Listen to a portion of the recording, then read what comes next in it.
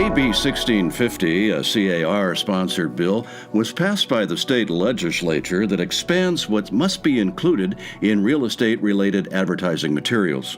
Now here's what you need to know about AB 1650. All first point of contact solicitation materials must include agent licensee, and that applies to both sales agents and broker associates, CalBRE license number, and responsible broker's identity.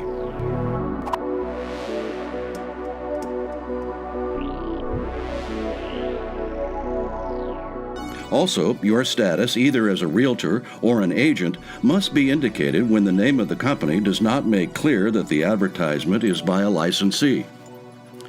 AB 1650 applies to business cards, stationery, advertising flyers, TV, print, electronic media advertising, for sale signs, open house, lease, rental, or directional signs when licensee ID appears.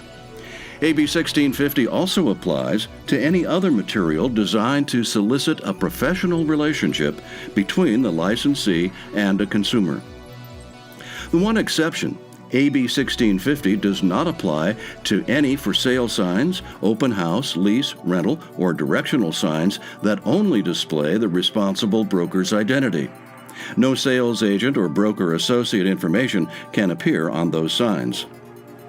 To recap, when a licensee identification appears on advertising or solicitation materials, then the following information must appear: responsible broker name, status, realtor or agent, CalBRE license number.